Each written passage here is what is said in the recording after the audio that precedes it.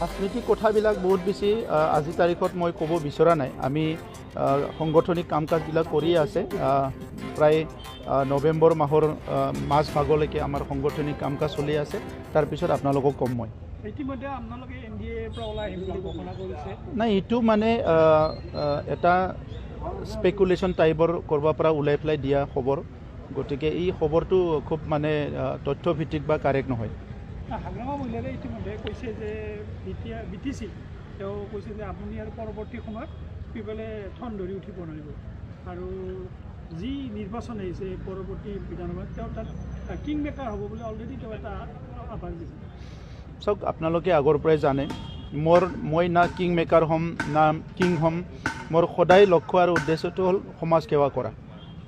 আগতো সমাজ সেৱা কৰিছোঁ, এতিয়াও সমাজ সেৱা কৰিছোঁ, আৰু এই জীৱনটোৱে সমাজৰ কাৰণে উৎসৰ্গা কৰা। গতিকে অনাগত দিনতো সমাজ সেৱা কৰিম। কিন্তু সমাজ সেৱা কৰিবলৈ যাওঁতে নিজৰ ইথিক আৰু নিজৰ মৰেলটো কেতিয়াও বিক্ৰী নকৰোঁ। সেইকাৰণে আজি মদ ভাং জুৱা বিভিন্ন পৰিৱেশ যিটো আহিছে, এই কথাবিলাক সকলোৱে দেখিবলৈ পাইছে, আৰু আমি যিবিলাক কৰিছোঁ সেইটো দেখিবলৈ পাইছে। এই কথাবিলাক আপোনালোকৰ ওপৰত মই পিছত ভালকৈ মই ব্যাখ্যা কৰিম। উত্তৰ দিব লাগে বুলি ভাবা নাই। আমিও সংগ্ৰাম কৰি আহিছোঁ, আৰু সংগ্ৰাম তেখেতো কৰিছে। গতিকে সংগ্ৰামৰ পিছত যিটো চুক্তি হয়, চুক্তিবিলাক ৰূপায়ণ হ'ব লাগে। এইটো আমাৰ মাত্ৰ কমিটমেণ্ট নহয়, এইটো কেন্দ্ৰীয় চৰকাৰ আৰু ৰাজ্য চৰকাৰৰ কমিটমেণ্ট। এইটো অকল সংগ্ৰামীসকলৰ কমিটমেণ্ট নহয়। এইটো হাগ্ৰামা মহিলাৰে কি কয় কি নকয় ইয়াৰ লগত কোনো মেটাৰ নহয়। এইটো সংগ্ৰাম কৰিছে, চুক্তি হৈছে, চুক্তিটো ৰূপায়ণ হ'ব লাগিব। এইটো ৰূপায়ণ হ'ব লাগিব। তেওঁ দায়বদ্ধ নহয় বুলি কৈছে, মই BTC চুক্তিক লৈহে দায়ী। এইটো ভাল কথা, তেখেতে দায়বদ্ধ নহয়। আমি দায়বদ্ধ, আমি কৰিম। আমি আগতো কৰিছোঁ, এতিয়াও কৰিম। আগতো আমি বিভিন্ন সমাজ পৰিৱেশবিলাকত আমি তেনেকুৱা তেখেতৰ নিচিনা স্কেপিছ ৰ'ল লোৱা নাই। যেতিয়া কিবা এটা হৈছে সদায় আমি কাম কৰি আহিছোঁ, পিছতো কাম কৰি যাম। কি কৰিব লাগে নালাগে, সমাজখন কোনফালে আহিছে, কোনফালে গৈ আছে, এটা নীতি শিক্ষাৰ পৰা আদি কৰি চব সমাজখনক দিব পাৰিব। আৰু জ্যেষ্ঠসকলক বাদ দি সমাজখনক আমি কেতিয়াও আগুৱাই লৈ যাব নোৱাৰোঁ। যুৱসকলৰ শক্তি থাকে। আজি সাংস্কৃতিকৰ পৰা লৈ খেল ধেমালি, সামৰিক বাহিনী হৈ যুদ্ধ কৰাৰ পৰা সকলো যুৱসকলে কৰে। কিন্তু যেতিয়া সমাজখন নেতৃত্ব দিয়াৰ কথা আহে, জ্যেষ্ঠসকলক বাদ দি কেতিয়াও নহয়।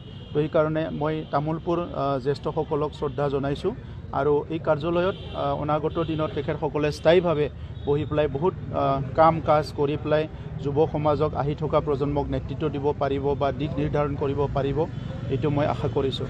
আমাৰ হৰি মন্দিৰ বহুত পুৰণি। তামোলপুৰত দুৰ্গা পূজা আৰু ৰাস পূজা বহুত দিনৰ পৰা হৈ আহিছে।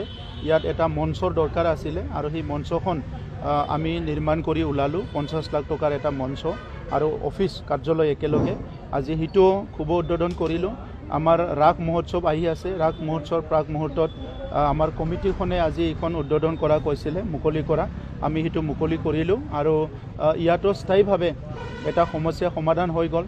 তামোলপুৰ জিলা হোৱাৰ পিছত আমাৰ যিটো আঞ্চলিক ৰাস মহোৎসৱ হয়, এইটো জিলা ৰাস মহোৎসৱ কৰিবৰ কাৰণে মই অনুৰোধ কৰিছোঁ, যাতে আৰু অধিক বহল ভিত্তিত এইটো কৰিব পৰা যায়। আৰু তামোলপুৰৰ যিসকল আমাৰ জ্যেষ্ঠসকল আছে, যোৱা 30, 40, 50 বছৰত তেখেতসকলে তামোলপুৰখন আগুৱাই নিয়াৰ কাৰণে বহুত কাম কৰি আহিছে, আৰু আজিও তেখেতসকলে এটা ভাল নেতৃত্ব দি পেলাই তামোলপুৰখন সজাই তোলাৰ কাৰণে বিভিন্ন অনুষ্ঠান প্ৰতিষ্ঠান গঢ়াৰ কাৰণে কাম কৰিছে। আৰু ময়ো তেখেতসকলৰ লগত অংশগ্ৰহণ কৰিবলৈ সুযোগ পাই তেখেতসকলক মই ধন্যবাদ জনাইছোঁ।